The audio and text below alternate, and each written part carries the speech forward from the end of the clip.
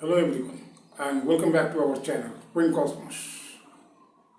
In today's video we are unlocking the secret behind your computer's impressive speed. Yes, you know that thing.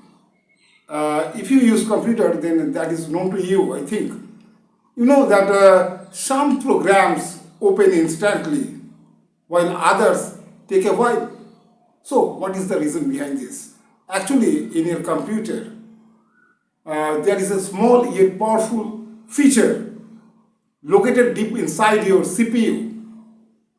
Okay, that feature is known as cache memory.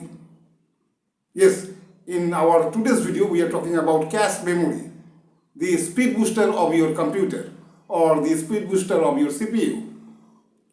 Okay, so that means by using cache memory, we get some advantage. There is less waiting time and more processing time just because of the presence of cache memory. You can imagine this way also. Say your CPU is a hard-working chef. Just imagine, your CPU is the hard-working chef and you need to cook some food, and for your cooking, spices are required. But if the spice rack is kept just beside your oven, then what will happen? That is known to you. Whatever is required, whatever spice is required, you can easily access to that thing and use it according to the requirement. But if the same spices are kept in the storage room, then what will happen? There will be much waiting time. Am I right?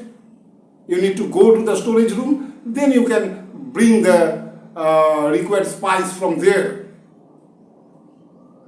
So in making this a to and from motion, you need some time. So that means your cooking becomes slower that way. But if the spice rack is available just beside your oven, just beside the pan where you are actually cooking, okay, then waiting time will be less. Okay, that means we are making actually comparison. If it is available nearby, what will happen? If it is not available nearby, what will happen? So cache memory is something like that. It is actually placed near the CPU. So to open programs or for the processing work, CPU needs data. So the CPU first checks the cache, means it checks the cache memory. If the data is available in the cache memory, then it's okay, it grabs it instantly, and this is called a cache hit. And if the data is not available in the cache memory, then that is called a cache miss. In that case, what the CPU does actually, it takes the help of RAM. Memory is also there, but it is slower. Your computer or the laptop becomes slower that way.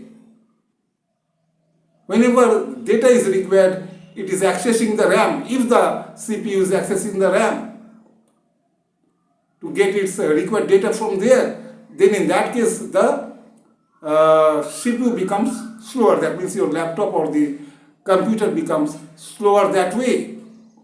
So that is the use of cache memory. That's why this is called a speed booster of your CPU. And there are mainly three levels of cache memory.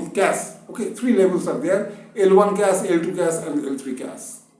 L1 cache is the smallest and the fastest, and located closest to the CPU. That is L1 cache. L2 cache somewhat larger than L1. Somewhat slower than L1. Okay, somewhat larger than L1 and somewhat slower than L1. That is L2 cache. But this is faster than the RAM. And therefore there is one more cache that is known as L3 cache. It is even bigger. That means it is bigger than both L1 and L2.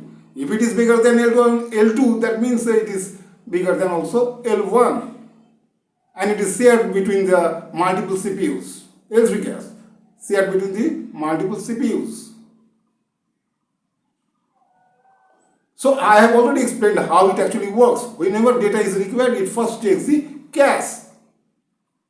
If cache is available, then it is called cache hit, and if the cache is not available, then it is called cache miss. In that case, it needs the help of RAM. Means the CPU needs to go and fetch the data from the RAM. Okay, you can also think this way. Suppose you are taking preparation for your exam. Okay, say for example you are taking preparation for your exam, and on your desk your handwritten notes are available. Means your handwritten notes are kept on the desk. Okay, on your study table. And one more thing, the big textbook that is also available, that is kept nearby.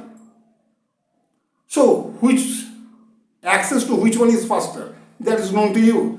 Here the handwritten notes, this can be compared to what? Compared to L1 cache. And that big textbook, that can be compared to RAM. And if your required information is not available in the book also, then what you need to do? You need to do what? You need to visit the library, where many books are kept over there. And you know that needs much time. So that is like accessing, means you can compare this way, that is like accessing the hard drive. Means your computer has hard drive, that is known to you. So that is like accessing the hard drive. So this way you can compare. That's why modern processors are heavily focusing on cache memory. Means in the development of modern processors, okay, they are heavily, researchers and scientists are heavily focusing on cache memory, because this makes your computer and laptop lightning fast or lightning quick, just because of this cache memory. Okay, anyway, so this was all about today's topic, cache memory.